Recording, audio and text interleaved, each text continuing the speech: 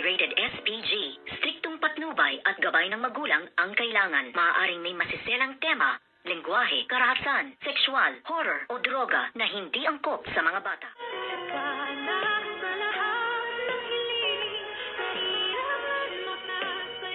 Good morning and welcome sa aking munting channel. Nagtungo nga sa Apex Medical Hospital itong ngang si Nushi, ang totoong Morganago, at nag-cruise nga ang landas nila nito ngang si Doktora Annalyn Santos at naghahanap nga siya ng ER kung saan nga daw ay magpapacheck up siya at medyo masama nga ang kanyang pakiramdam at siya ay nahilo.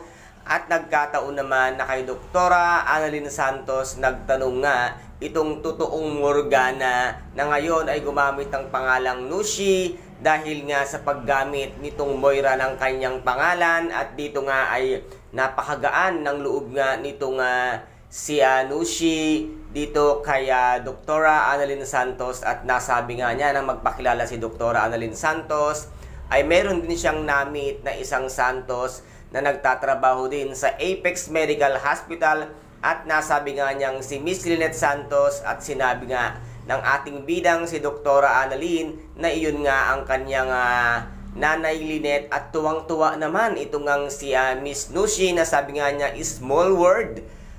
At nagkita sila at dito ay talagang ramdam na ramdam nga ni Miss Nushi na napakagaan ang kanyang kalooban, lalo na nga kay Lynette at kay Doktora Annalyn Santos. At sakto naman nang sabihin nga ng ating bidang si Doktora Annalyn Santos na pakiwait na lang po at aayusin nga dun sa ER para nga malaman kung ano nga ang kanyang karamdaman, at bigla namang dumating nga at gigil na gigil ang demonyitang si Moira dito sa kanya, at nasabi nga ni Moira na bakit nandito ka, ang akala ko ay umuwi ka na ng Davao, at agad nga itong hinaltak ni Moira at dinala sa isang tabi na kung saan nga ay doon sila nag-usap. At sinabi nga dito nitong si Moira, bakit nandito ka sa Apex at ano ang ginagawa mo dito? Ang sagot naman ni Miss Nushi, syempre nahilo ako at hospital ang Apex. Sabi nga nitong si Miss Nushi na talagang napakagaling din sumagot, at talagang makikita mo na talagang hindi nga sila magkasundo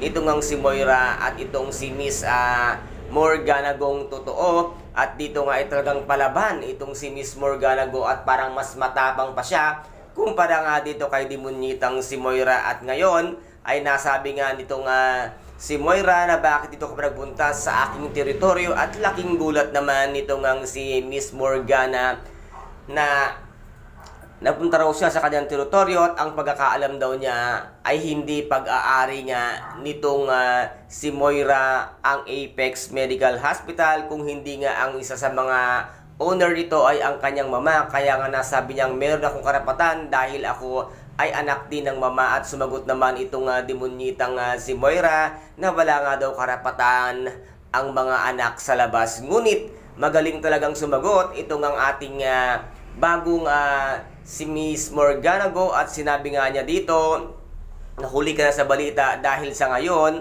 ang mga anak sa labas ay mayroon ng karapatan at ikaw ang walang karapatan dito dahil nga patay ka na, di ba Moira? Ito nga ang laking ikinagulat ni Moira nang sabihin niya nga dito na ang mga patay ay wala lang karapatan sa mga yaman nga ng mga taong buhay. Kaya ito ay napakalaking sampal dito nga kay Moira, kung kaya't darating siguro ang araw na ito nga si Morganago ay magiging kakampi, at ito ang maglalaglag dito nga kay Madam Chantal at kay demonyitang si Moira. Kaya guys, ito po ang ating pakaabangan dito nga sa abot kamay na pangarap na kung saan ay napaka-intense at kapanapanabik ang bawat eksena. At kung nagustuhan po ninyo ang aking videos for today, paki-subscribe na lamang po ng aking channel, paki-like and share para maging update kayo sa lahat ng gagawin kong videos. Maraming salamat po. Ingat, God bless, and bye-bye!